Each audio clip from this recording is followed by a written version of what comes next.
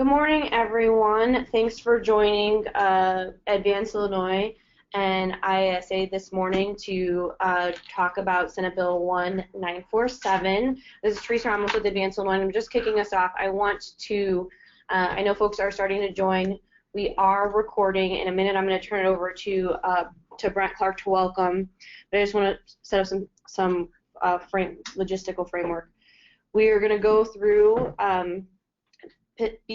bits and pieces of 1947. There is a question box in your corner where you can ask questions at the end, throughout the whole time. But at the end, we will go through each of the questions and do Q&A through that question box throughout. So just know that. And then just a quick note to Jennifer Garrison, we did make you an organizer, so if there are other additional things, questions or answers from a superintendent's perspective, we can add you to there as well. Brent, can you hear us? Yes, I can. Good morning, everyone. I want to just welcome everyone to the webinar this morning. We appreciate Advance Illinois setting this up and again trying to take an opportunity to educate more and more people about how Senate Bill 1947 is going to be working in Illinois. Clearly, there's many things to this bill besides the funding formula. There's other items that have come to bear as a result of the negotiations. But today, we want to take an opportunity to try to dig further into how the EVM works, things that local school districts need to know, and then we'll of course be following up with those with super region meetings in person in October. So it's a pleasure to have everyone on this morning as we continue our learning experience around SB 1947 together. So I'll turn it back to Teresa and likely Ben, and we'll go from there. Great, thanks, Brent, and I appreciate your point. There are certainly lots of opportunities for follow-up that we feel free to drop that into the question box if you want specific follow-up or additional conversation. So I'm going to turn it over to Ben Bohr and Melissa Figuera, who will be going through the bulk of our presentation, and feel free, Brent and others, to jump in as we go through. Great, thank you, Teresa. This is Ben Bohr. I'm the Deputy Director here at Advance Illinois, so look forward to having this discussion with you. We wanted to give some just initial overview. I know many of you have seen a lot of this before, but wanted to just really start from the beginning of why we went through this process and some of what needs to happen moving forward. We're also going to discuss some of the other elements of the bill of the legislation that was passed. I think, as folks know, Illinois needed to reform its funding system because it was last in the nation for equity, and in addition, has not adequately funded its schools for a long time. We have a new formula now, so that's going to distribute money differently. That process is starting. The state board has already pushed out some money. We'll talk about what they've pushed out and what's to come moving forward.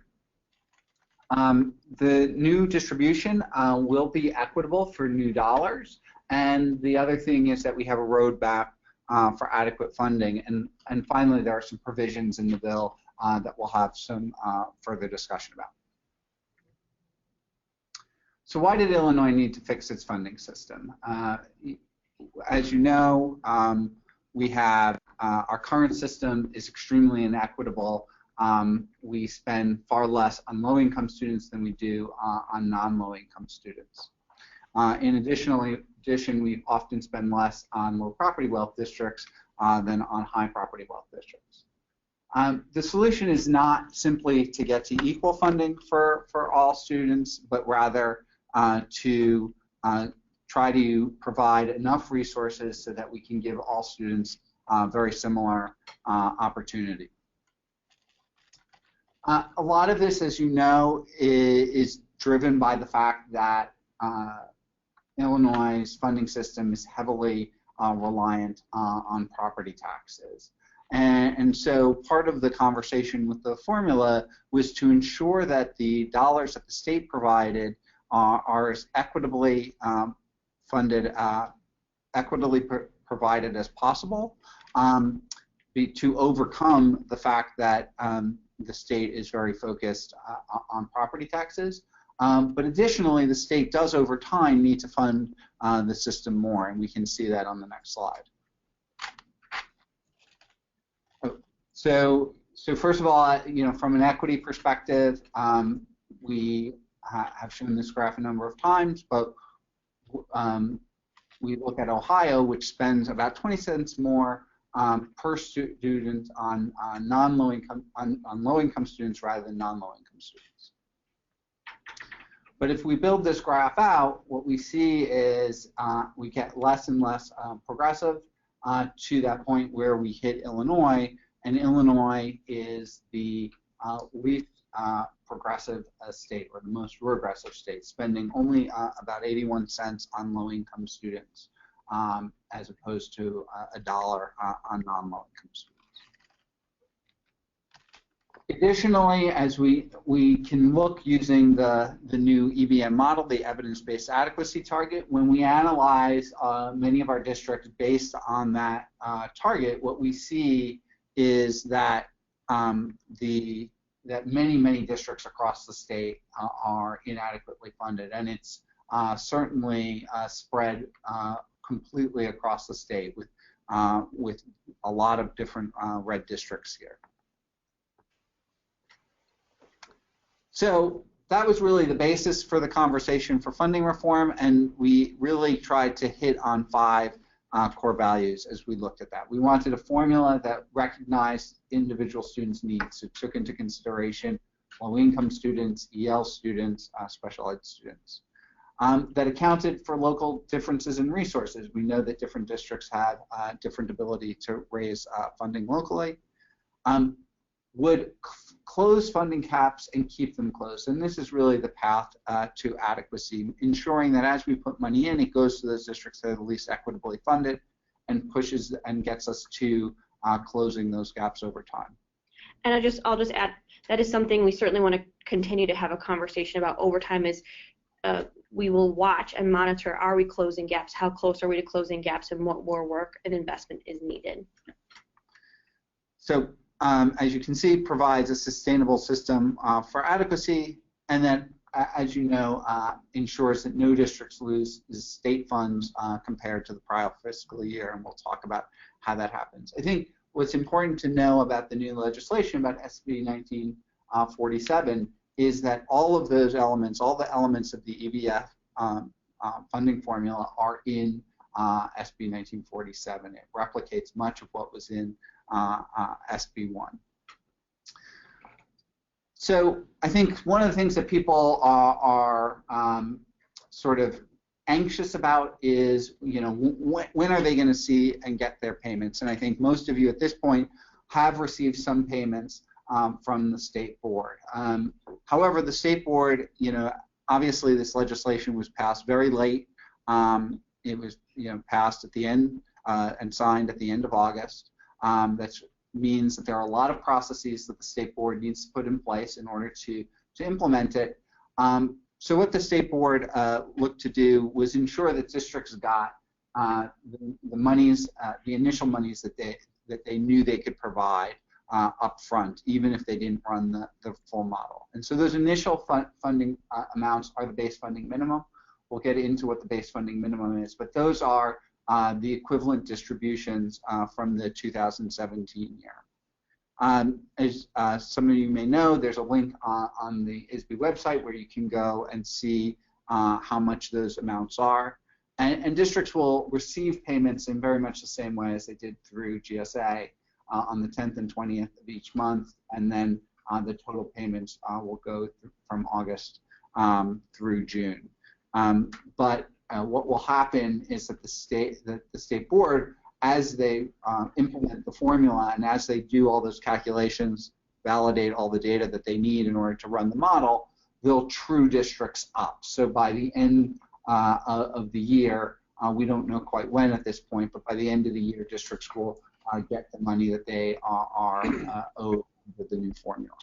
Ben, according to our conversations with Superintendent Tony Smith, Tony has indicated it's likely to come in, the truing up dollars would likely come in late November or early December. So they should see it, in accordance with what you said, before the end of the calendar year. Right. That'd be great. Yeah. Yeah. So again, just want to emphasize that this is now the beginning of a multi-year process. We have the new funding formula in place.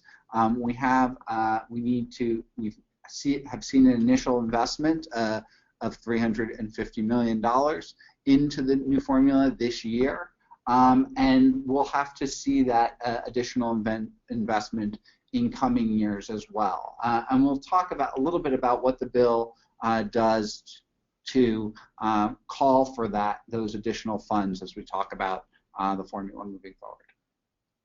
The only thing I'll add here is these maps are in Advance Illinois and the Funding Illinois Future website where you can simulate the additional investment to get to adequacy.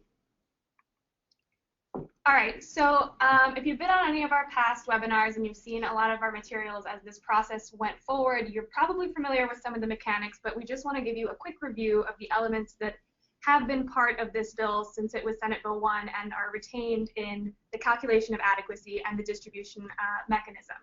So the first thing I want to hit on is that this formula starts from the premise that all students can excel and acknowledges that in order to do so, different students require certain academic and social emotional supports. In the past, the foundation level was somewhat arbitrary and it was removed from what it actually takes to enable Illinois students to succeed. But SB1947 is revolutionary because it actually looks at the cost of adequacy. And the way it does this real quick is that the first step is to calculate the cost of these 27 essential elements. We just have a few thrown up here in picture form, but there's a full list that we can make available to anyone who's interested. And these are interventions and components that have been proven through rigorous research to actually improve student performance and positively impact their learning. They include elements for special education and for English learners, and it's important to note that any money that is allocated to those two subgroups has to be spent on those two subgroups. There are protections in the bill for those populations. The second step is once we know the cost of those research-based practices, we need to apply them to different districts in Illinois, which we know are different sizes and look very different in their demographic makeup. So we take the 27 elements, we look at how many students are in your district, how many English learners do you serve, so on and so forth. And from that, we get a very specific number that is unique to every Illinois school district, and that is the cost of providing all of their students with an adequate education. The last thing we do is to make sure that we take into account the fact that it costs, different costs across the state to pay teachers well. And we want to make sure that teachers are able to compete, or districts are able to compete across the state to retain high-quality teachers. Once we do all that, we have our adequacy target. So this is a little walkthrough of what happens with the adequacy target. Now we know step one, how much does providing a high-quality education cost, is those three steps that we just went through.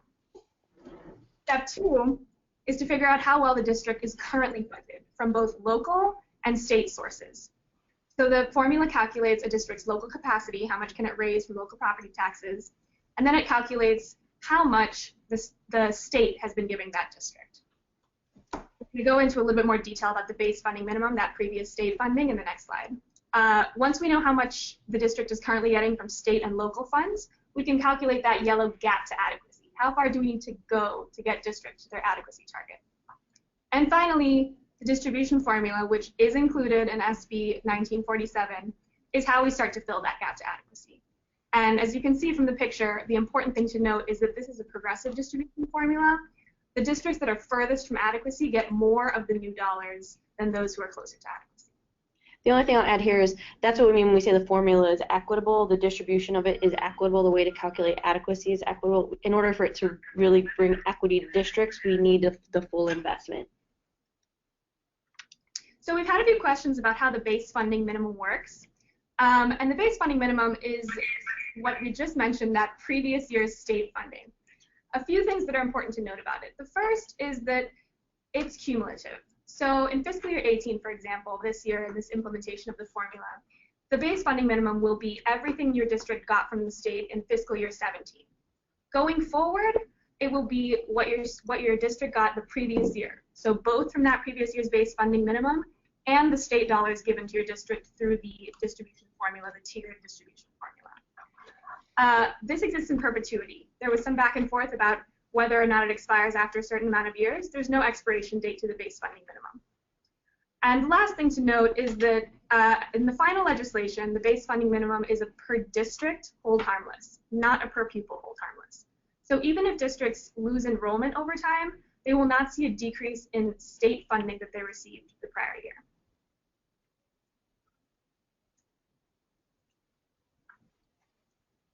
So one of the things we wanted to talk about was the fact that this formula does require more new dollars over time, and wanted to talk about two situations, funding situations that may come from the state, both of which we hope will not occur, and there's a discussion of the bill of those to protect districts to the greatest degree that we can. The first is that the bill has a concept of a minimum funding level, and the goal there is to really to get the state to contribute at least $300 million into the funding system each year. Additionally, there is actually a tax relief pool in the bill, and we can speak to that in a little bit more detail later. The state either has to put $50 million into that tax relief pool or $50 million into the formula. So the total expenditure is $350 million. It's worth noting that if a district does apply for the tax relief pool and gets funding from that, those dollars are also put into the base funding minimum. So if a district gets tax relief dollars, the district is held harmless for that.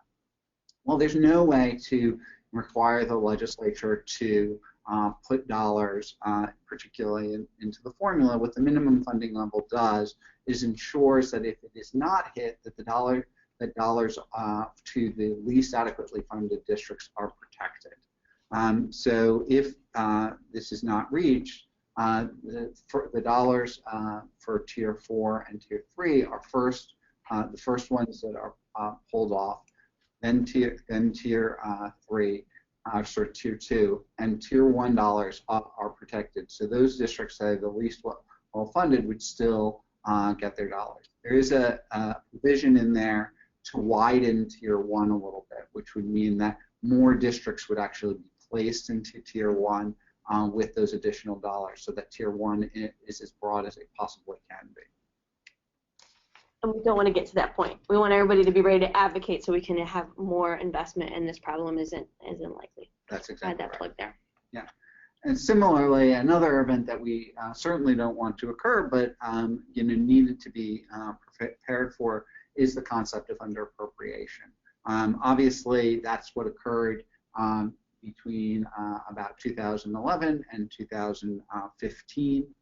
We saw under-appropriation. What we mean by this is that the state appropriated less money than was necessary to even hold districts harmless.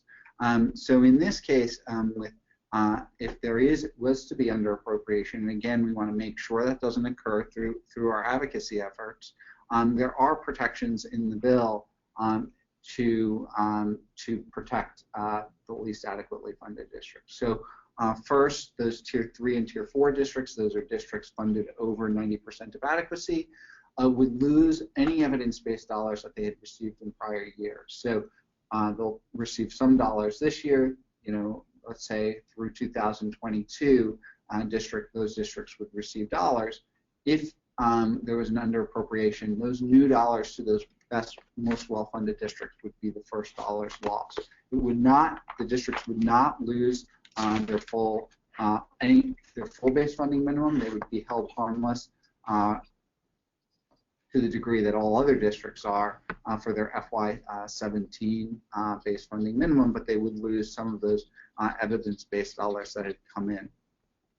If that does not cover the full value of the under-appropriation, then the reductions for districts will start to occur on a per pupil basis, and this is differentiated from the past where it was a percentage basis for districts. So now all districts would lose money, basically the same dollar amount per student. Again, we don't want this to occur.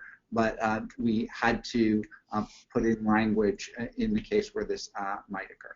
And just, this was in the language of the bill, but the Chicago Urban League and the Peoria and Springfield and Aurora Urban Leagues, this is legally, they cannot prorate in the same way if the system is underfunded based on their the results of their longstanding lawsuit for inequitable funding in Illinois. So the last part of the formula that, including the MACE funding minimum, we wanted to make sure we just talked about the tier distribution a little bit more. We showed it in the diagram, and I've already spoken to this concept of tier 4, tier 3, tier 2, and tier 1. So as folks may know, 50% of the dollars are going to those districts that are in tier 1, 49% of the dollars going to districts in tier 2, and those are districts below 90%, including tier 1 districts. Tier 3 districts get a portion of their gap closed, and then tier 4 districts get about 0.1% of the new funds, and those are allocated proportionally across all of our districts. I think that the thing that's probably the most complex in the formula is how tier 1, how that line is set for tier 1. So that the percentage of the line for districts that are in tier 1, the line below which they are, is dynamic, and it's set every year. And how it's set is that those 50% of dollars are allocated to those districts that are the furthest from adequacy. And as you can imagine, you're sort of giving dollars to those districts, and in fact, we're closing a percentage of their gap each year. And that, as that money is spent up, at a certain point, all the dollars for tier 1 are used. When we reach that point, that's the percentage at which the tier 1 line is set. So in the models that were run, that were based on FY17 data, the tier 1 line was about 64%. But we expect that to increase in future years as we push those dollars into that tier 1 to those tier 1 districts.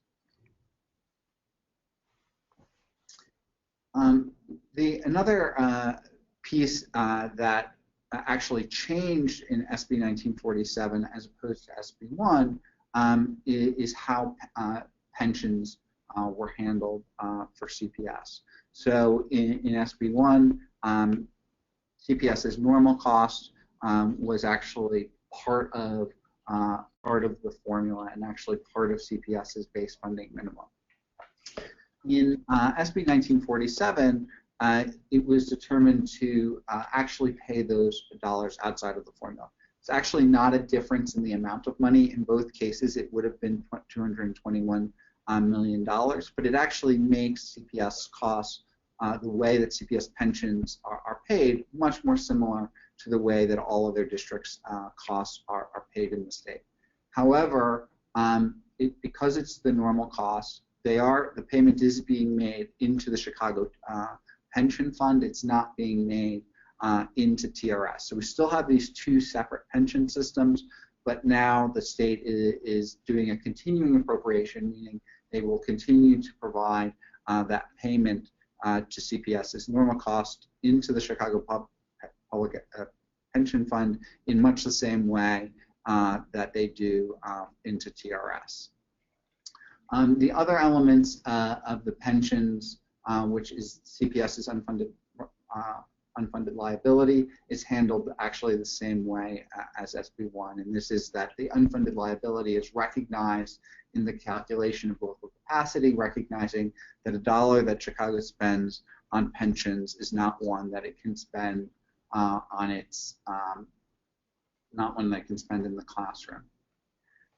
There were other changes to pension law, and so there's been the creation of a new Tier 3 system. There's still work, I think, legislative work that's occurring on this, but what happens there is that districts will actually have to cover the normal cost for new teachers coming into the system. That doesn't take effect immediately, but will take effect over time. Ben, this is Brent. Talk a little bit about on the Tier 3 pension system. Whenever TRS themselves set the date specific that Tier 3 people will begin in the system, talk a little bit about how that will be accommodated within the formula on a means-tested basis for districts to help pay some of that cost. Yeah, certainly. So you know, what Brent said is that, as I was saying, is that the date for when we move to a Tier 3 pension system has not been determined yet. It will actually be determined by TRS and by the Chicago Pension Fund in the next year or two. But once that occurs, then districts will be responsible for that normal cost for those teachers. The formula actually has an accommodation for this, which is that in the adequacy target, when a district is responsible for normal cost of pensions, that actually gets added into the adequacy target. So what that means is that the district actually should get money from the state over time for that. Now, as with all other parts of the formula, it's means tested. So a district that is responsible can only cover about 30% of their local capacity, would still be responsible for 30% of that pension cost. But a district that is responsible for 70% local capacity would be 70% responsible for that pension cost. But there is help provided through the formula to cover those pension costs as they slowly shift over to districts. And then the final piece of this is that Chicago does have the ability to, has actually the ability to do a property tax levy to pay for its pensions. It should be just aware that while the unfunded liability is recognized, Chicago will still have to pay for its own pensions for quite a while until the formula was fully funded. The next piece we wanted to talk about was the Chicago Block Grant, which is how Chicago has received categoricals, and then some of the mandated categoricals in the formula, because both of those things combined were integrated into the formula. So not only does the formula replace GSA and both the formula grant in GSA and the poverty supplemental in GSA, it actually replaces some categorical items as well. And you can see the list here, including bilingual or EL funding, special ed personnel, special ed child funding, and special ed summer school. For those categoricals that are integrated into the formula, Chicago's block grant was also, just as every other district was, Chicago's block grant was integrated into the formula as well. In addition, the rest of Chicago's block grant was sunset. So that means all their other categoricals were put in there as well, and that includes things like special ed private tuition, which was that block grant has been sunset. Chicago is held harmless for it, but that formula no longer exists. And it's much the same way that this formula for special ed personnel no longer exists. Should be noted that nothing was touched on the early childhood block grant. That was a decision that was made very early in the process. That was not something that wanted to be done, both for all districts and for CPS. The approach for the early childhood block grant remains the same. So moving forward, CPS will be able to make claims, for example, against special ed private tuition, and for the rest, their monies for the block grant will be integrated into the formula. So mentioned earlier in here, and the reason we have this here is because some of these things were in SB1. There's a divide here, so I can speak to different elements of that.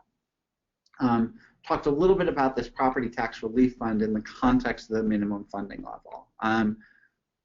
This is actually language in the bill to create a fund that's targeted to districts with high property taxes but low property wealth. So we've been asked who's eligible for this property tax relief, and the answer is that districts apply for this grant, but it gets to districts on a sort of a based on how high their property taxes are. So districts with the highest property taxes have the most eligibility. Now, if the districts with the highest property taxes don't apply, then districts below that would more likely get funding. So it's really an application process, and those districts with the highest property taxes get the first dibs. Now, it's important to recognize the reason why it's focused on those districts with low property wealth is that it's not a dollar for dollar tax relief. So if a district was to lower their property taxes, they would not receive a full dollar in return.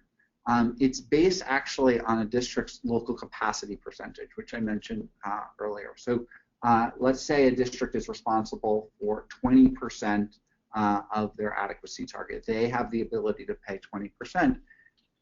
That number is squared, and so 20% squared is 4%, and so what we land up with is that the district would get 96 cents on the dollar. As you can imagine, a district that's at, for example, 50% local capacity, that squared is 25%, and they would only get 75 cents on the dollar. So we think that districts that have those higher local capacity numbers are not as likely to apply. There are a few other things in there. That requires a state appropriation. As I mentioned, there's no funding for it this year, but there is allowance in the minimum funding level to try to get about $50 million in there. In addition, what was not in SB1 but is in SB1947 is an allowance for a referendum. And what that is that if a district is above 110% of their adequacy target, they can petition to lower their taxes by 10%. That requires a petition of 10% of the voters in the district. So those are two separate provisions, the property tax relief pool and the property tax referendum. But you can see that there was an interest in trying to see how we could lower property taxes. And then the final piece is work on TIF funding and a task force for that. All right, so we've gone through the provisions that are inside the formula, that are within the distribution mechanism. There are a few things that are in the final bill in SB 1947 that are outside of that formula, but that are really important to kind of go over. So the first one of those is a private school scholarship program tax credit. So the first thing I'll say is that I'm not going to read all of this off. You guys can read the details, and we also have more information about this on our website. The first thing to note is that this is not a voucher program. It is a scholarship tax credit program. And the way that it works is that starting on January 1st, 2018, individuals and corporations can donate money to this scholarship program. And then the donor can receive a credit of 75 cents for every dollar donated, up to a maximum tax credit of $1 million. Individuals may direct their donations to particular schools or groups of schools, but not to particular students or groups of students. And as you can see, there are more details about these provisions on the slide, but one of the important things is that this is targeted to lower income students who are going to private schools, and it's also a 5-year pilot program. So it will be assessed and held to the same standards as assessing district schools, and then evaluated at the end of that 5 years. The next additional provision in the bill is some provisions concerning mandate relief, which gives schools some flexibility around PE, sports exemption, and driver's education. In addition to that, there's a streamlined waiver process that is put into place by the bill. The way this works is that the waiver request will go to the 4 legislative leaders, And unless 3 of them want it to go through the entire General Assembly waiver process, it goes back to ISB for approval. If it's denied by ISB, then the waiver returns to the General Assembly for action. Finally, charter payments. The range of charter payments was narrowed from, it used to be 75% to 125%.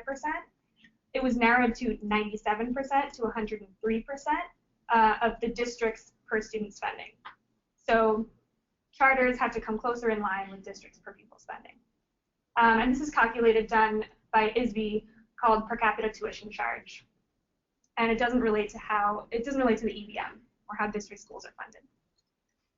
So just to wrap up, going over the highlights, and then we'll get into some Q&A from you guys, because we really want to hear what unanswered questions you still have. The important thing is that this is an evidence-based best practice. It's not just a buzzword. It is genuinely based in evidence, which means that we get a unique adequacy target for each district that is based on student need. The higher the need, the higher the adequacy target. Through the distribution, new dollars go to the neediest districts first. Chicago students receive parity with all other districts, and no district loses money with no exceptions. Thankfully, it's a long-term fix. It's not a stopgap solution. We succeeded in putting in place something that should last for quite a while. Thanks, Melissa. So how we're going to handle questions is Angelica is going to read out the questions from the chat box, and then Ben and anyone from AI and Brent and certainly Jennifer can chime in with answers. So if you have questions or right now you want to put them actually in the questions box, we'll check the chat box because I know there's 2 areas where you can put in questions. But if you can put your questions in the question box, we will go through them and answer the questions that we can answer, note the questions that we can't, so that way we can get back to folks with answers, because as you register, we have everybody's information. Angelica. All right, and just a reminder, we're recording this webinar as well, so we'll be happy to share that recording out with everyone. But I'll go ahead and just start reading the questions. So the first one we have is, can someone predict what the impact of decreasing enrollment will be for district state aid? So according to the plan, the amount of GSA that we will receive this year is the amount we will get moving forward. I assume that based on the 27 elements and the relationship to enrollment, a decreasing district will see its adequacy target will decrease. Will that impact the GSA that we receive in the future? In other words, can districts really count on the fact that GSA will get this, we will get this year be the GSA in the next 5 years? So that's an excellent question, and I think the description of what happens to the adequacy target is accurate. So if you have lower enrollment, your adequacy target falls. The reality is every year there'll be a new calculation of how much districts get of new funding. As Melissa mentioned earlier, any funding that a district gets in the prior year will actually be added to their base funding minimum. So if you get money this coming year in FY18 through the formula, those are dollars you can count on in FY19. However, how much new money you're going to get in FY19 is going to be determined based on a number of factors, including changes in enrollment. So if there was a change in enrollment, the adequacy target would fall. That would mean that the district would be more adequately funded because they have more money against a lower adequacy target, and therefore they're likely to get less of the new dollars. So districts shouldn't perceive that the money that they get in the new dollars that they get in FY18, that they're going to get that same amount of new dollars year over year. The dollars they get in FY18 are dollars that will be added to their BFM, but in the coming years, the amount of new dollars that they get will change over time. Great. So we have some questions on tax relief, so maybe I'll just address some of those all together. So the first one asking if we could just walk through the property tax relief application process just a little bit, and what that application process will look like. So I think one of the reasons we heard that the Property Tax Relief Fund was not funded is because actually setting it up is going to be complex. And so the application process has not been put in place yet. There's a number of things that still need to be done in order to get that mechanism. I will say we've also heard pretty universally commitment to fund it in future years, and that's actually represented in the bill through the minimum funding level. But what the application, ISB will need to put in place rules for that application process. What we expect it to be is that a district applies. There are dates in the legislation. Applies for applies for a property tax relief grant sometime in October, November. That's about the same time that districts are actually making their levy determinations, and that they'll find out whether they got the grant in the sort of February, March timeframe, which is about the time that they'll be sending actually determining their final collections that they're going to send out to the taxpayers. If they get the grant, the district will be required to lower the amount that it would be collecting from its taxpayers. And as we mentioned, it would not be a dollar for dollar. It would not be dollar for dollar if they got a certain amount of $100 or $96 from the state in property tax relief. If this was a district that was 20% local capacity percentage, they would have to lower their taxes $100. And then just two follow-up questions on that. What is the tax rate compared to the state average? Must the district have once again to apply for their property tax relief? So it's a little hard to say what the target tax rate is. There is a requirement in the bill for ISB to run some projections about what they would expect where they expect the money to reach to. So, for example, let's say you put $50 million into this, they can make some assumptions about who would actually apply. Again, realizing that not all districts are likely to apply because it's not as beneficial to some districts as other. They can make some assumptions about who would apply, and so then they can see what tax rate, above what tax rate districts would be likely to get the funds, so that if it doesn't really make sense for a district to apply, they have some guidance from the state as to whether it makes sense. But what that tax rate is going to be something that's calculated each year. Great, thank you.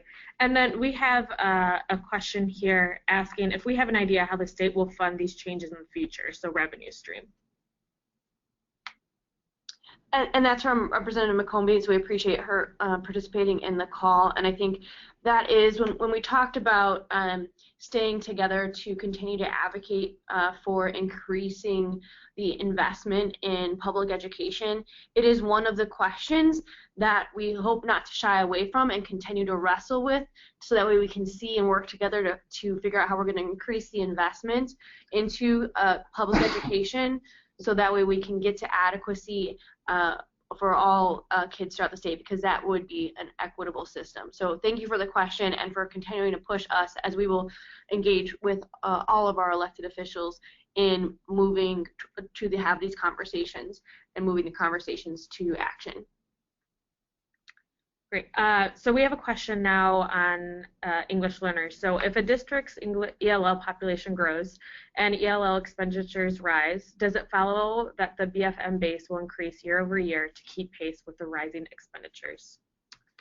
So as the EL population increases in a district, that would increase their adequacy target. In addition, the proportion of their adequacy target that is associated with EL students would also increase. So then when that district got new dollars from the state, those dollars would be added to the BFM. The proportion of dollars associated with EL students in their adequacy target would be the proportion of the new dollars that would be associated for EL students. Whether that dollar amount keeps pace with the cost is hard to know, right? It depends on how much money the state is actually putting in to the funding formula and adding to their BFM. But there is an amount of the new dollars that a district is going to get that will be associated with ELs, and that will be based on the proportion of their adequacy target associated with ELs. And then we have a question here. So Brent Clark mentioned earlier that Superintendent Smith said he thought new dollars would start flowing in November, December. Will we have projections of what those dollars will be per district before then? Yeah, we would expect that the state will publish models, just as they've done in the past, of how much districts are likely to get. Imagine that those numbers will be published at a similar time that the funding starts to flow.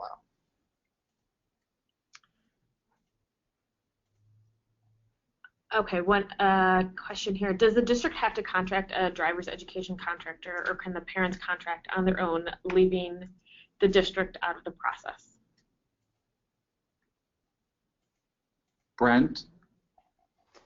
We aren't sure on that language, that mandate relief language, the voter-initiated referendum language, and the school credit, tax credit language, all was introduced outside and separate away from any of the work that we had done around the evidence-based model. So we're not exactly sure how the rules are going to be written on the mandates, and I can't answer that question at this moment. Thanks, Brent. When we receive our truing up amounts, will that include proration rates and disbursements for transportation categorical payments? So I think that's a conversation about the categoricals from last year, when we talk about the BFM and it representing dollars from last year, those dollars include the categoricals that have been delayed. Now, some of these categoricals are categoricals that are not part of the formula. So, like, for example, transportation. And so I don't think we know what the payment schedule is going to be on those. Brent, do you have anything to add on that? I do not at this time, no. Okay. Has the IRS approved Tier 3 pension plan? No, they have not, and that's kind of part of the holdup that TRS is working through with the federal government and IRS, is that those do have to be approved as a qualifying pension plan. That has not been done. The executive director for TRS most recently, within the last 7 to 10 days, has predicted that he believes Tier 3 would likely begin somewhere around July 1st, 2019. So if the district receives the grant for tax relief, will it negatively impact their levy the following year if they are under PTEL, since PTEL basis increases on what you actually received in the prior year? So the district can, in future years, increase their levy, especially if they're PTEL, in line with the PTEL limit, but it would actually have to take into consideration this property tax relief. So it doesn't permanently fix their levy. They're not stuck with the levy that they have, but the amount that they've gotten in relief has to be accounted for in future years. Okay. If we have just finished collective bargaining with our certified staff, should we update EIS in order to have those increases factored into the adequacy target? So for this year, the amount of the amount that's going to be in the adequacy target is based on the averages that are in the bill. As districts update their EIS numbers, those averages will change in subsequent years.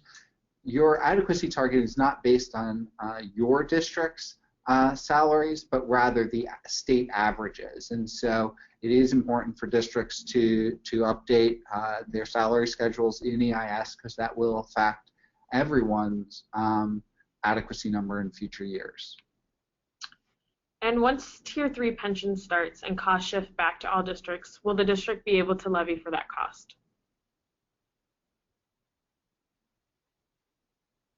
My understanding is that there's no additional provisions for additional levies for pension costs. Brent, I don't know if you have anything to add there. No, there are not. We asked for that repeatedly about the ability to levy for pensions for TRS, much like we levy for IMRF and Social Security. That's always been a cold, slammed door on us, and it is not provided for in the formula. Rather, there's some accommodations within the adequacy target that does recognize a district would be increasing their cost of doing business when they have to start paying for the pension cost around Tier 3.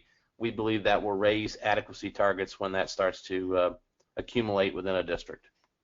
And that raising of adequacy targets means that the gap to adequacy becomes larger, making districts more eligible for state aid. Correct. So a way to do that. So we have about 9 minutes left. We have a lot of questions. So Angelica's going to run through a bunch, and then some of the longer questions I will ask towards the end and try to condense to get to the question there. And everyone can see all of these, and certainly we can add these to our FAQ document, which will be coming out today. Okay, what is the time frame for determining the enrollment number to be used in the formula? I actually don't know the exact. We can answer that in the FAQ. Okay. When will there be information on what mandates we can get relief from? So in the case of the mandate relief, we already have the discussion of PE and driver's education. In terms of the streamlined waivers process, our understanding is it's probably similar to the mandates that you can get relief from under the existing waivers process. It's just that process should now be expedited. Regarding tier funding, do you think that ISB's calculations for House Amendment 1 to Senate Bill 1 are accurate? Or will the calculations for the 27 elements differ significantly? In other words, can districts get a decent idea of their tier funding by looking at those calculations? Yeah, we believe that the models that were published for Senate Bill 1 are very much in line with how SB 1947 will act. I mean, the thing to be aware of is that the SB 1 numbers were developed based on FY16 data going into an FY17 year. And so that when ISB actually makes their final calculations, that will be from FY17 to FY18. So the data, for example, how much you've gotten from the state will be, and your base funding minimum will be your the amount of money that the district received in FY17.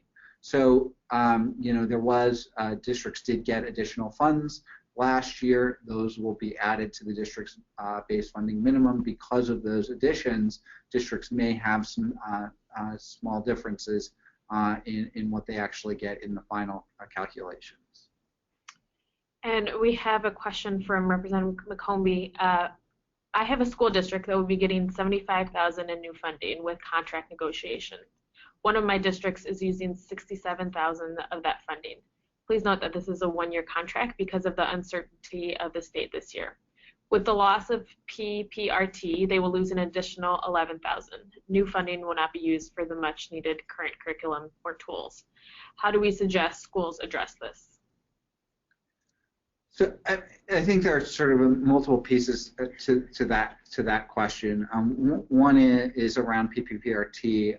We are aware that PPPRT is actually part of the calculation of adequacy. That funding stream is not really part of the formula, but actually does affect the calculation of adequacy. And we know that districts are receiving less in PPPRT funds. That will be part of the calculation in future years. The second thing is in terms of how districts use the dollars. Districts are required to do a spending plan. What that's going to look like is yet to be determined, but there is requirements around that districts will do a spending plan. And obviously, the evidence-based model itself provides a set of best practices that districts should